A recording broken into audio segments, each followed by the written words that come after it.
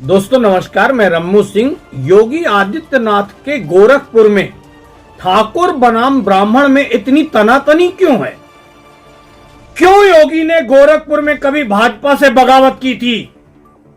क्यों योगी के खिलाफ लड़ने वाली दोनों महिलाएं ब्राह्मण हैं और दोनों पहले भाजपा से जुड़ी हुई थी? देखिए यह बड़ी स्टोरी। गोरखपुर क्यों बन गया है ठाकुर बनाम ब्राह्मण? यूपी के गोरखपुर में ठाकुर बनाम ब्राह्मण की लड़ाई के किस्से बहुत पुराने हैं। गोरखपुर मठ के महंत दिग्विजय नाथ हुआ करते। उस वक्त ब्राह्मणों के नेता सुरतिनाथ त्रिपाठी थे और महंत दिग्विजय नाथ और ब्राह्मण नेता त्रिपाठी के बीच काफी अनबन का माहौल बना हुआ था। यहीं से गोरखपुर में ब्राह्मण बनाम ठाकुर की लड़ाई शुरू हुई। इसके बाद ठाकुरों के सबसे बड़े नेता बने वीरेंद्र प्रताप शाही और ब्राह्मणों के नेता बाहुबली हरिशंकर तिवारी। मीडिया खबरों के अनुसार सन 1988 में गैंगस्टर ब्राह्मण श्री प्रकाश शुक्ला ने ठाकुर नेता वीरेंद्र प्रताप शाही की हत्या कर दी। इसके बाद ठाकुरों का नेतृत्व योगी आदित्यनाथ ने संभाला। योगी ने मठ की ताकत को इतना बढ़ाया कि गोरखपुर में ब्राह्मण वर्चस्व काफी कम हो गया और बिना गोरखपुर मठ के वहां राजनीति या सामाजिक रूप से पत्ता भी नहीं हिलता। दरअसल लड़ाई की शुरुआत शहर में अपना अपना दबदबा वर्चस्व कायम करने को लेकर शुरू हुआ। गोरखपुर में विश्वविद्यालय का निर्माण हो रहा था। ठाकुर महंत दिग्विजय नाथ विश्वविद्यालय निर्माण के लिए जमीन दान में दे दिए। यहीं से ब्राह्मण बनाम ठाकुर आमने सामने आ गए और दोनों में गैंगवार शुरू हो गया। लोग आज भी मानते हैं योगी आदित्यनाथ ठाकुरों के नेता हैं। जिस प्रकार ब्राह्मण उनसे नाराज हैं या दूर हैं, गोरखपुर शहर विधानसभा की सीट से योगी आदित्यनाथ चुनाव लड़ रहे हैं। पहले उसकी राजनीतिक तस्वीर को समझते हैं, फिर गोरखपुर जिले की अन्य विधानसभाओं को भी देखते हैं। जिस सीट से योगी चुनाव लड़ रहे हैं वहां लगभग 4.5 लाख मतदाता हैं।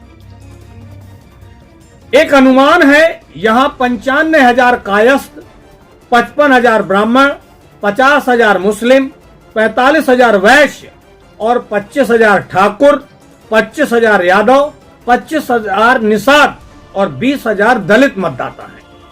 योगी को जो प्रत्याशी चुनौती दे रहे हैं उनमें सपा और कांग्रेस दोनों दलों से महिला उम्मीदवार हैं। दोनों का रिश्ता पहले भाजपा से जुड़ा हुआ था। दोनों महिला ब्राह्मण हैं और एक उम्मीदवार चंद्रशेखर रावण उनके सामने यह चुनाव लड़ रहे हैं। सन 2002 में भाजपा ने ब्राह्मण नेता शिव प्रसाद शुक्ला को गोरखपुर से टिकट दिया तो योगी आदित्यनाथ ने हिंदू महासभा से डॉक्टर राधा मोहन दास अग्रवाल को चुनाव मैदान में बागी उतार दिया। यह पहली बार था जब गोरखपुर मठ खुलेआम भाजपा के खिलाफ खड़ा हुआ था।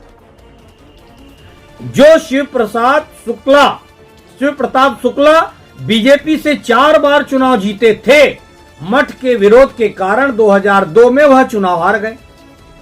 योगी ने भाजपा को गोरखपुर मठ की ताकत का आभास कराया। सपा से सुभावती शुक्ला गोरखपुर से चुनाव लड़ रही हैं।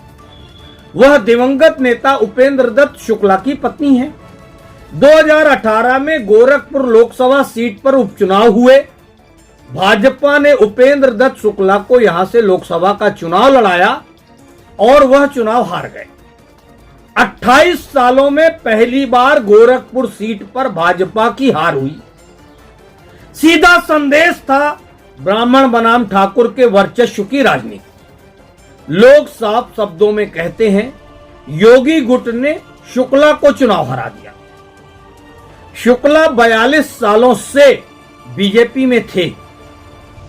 उनकी पत्नी सुभावती शुक्ला ने बीबीसी न्यूज से कहा, भाजपा से टिकट मांगने गए तो उन्हें कहा गया यह मृतकों की पार्टी नहीं है, यानी यह मुर्दों की पार्टी नहीं है।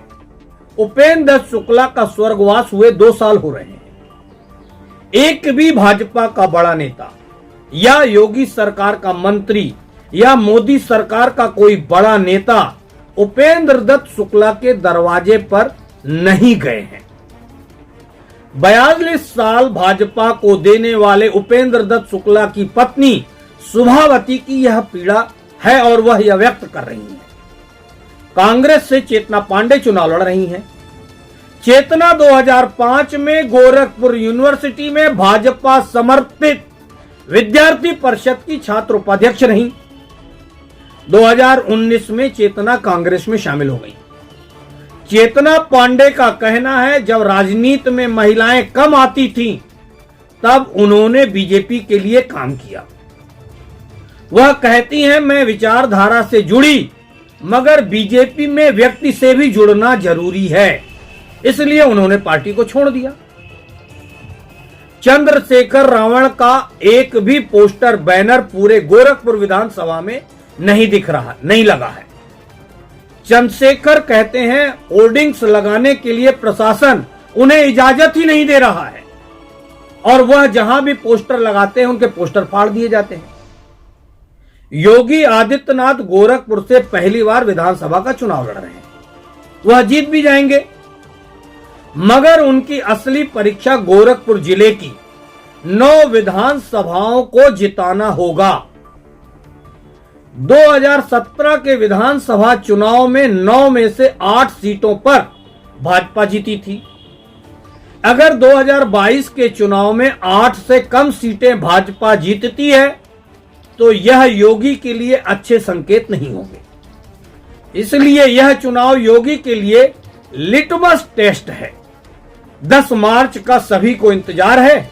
इस खबर पर आपकी क्या राय है, कमेंट्स बॉक्स पर लिखकर बताएं। धन्यवाद दोस्तों।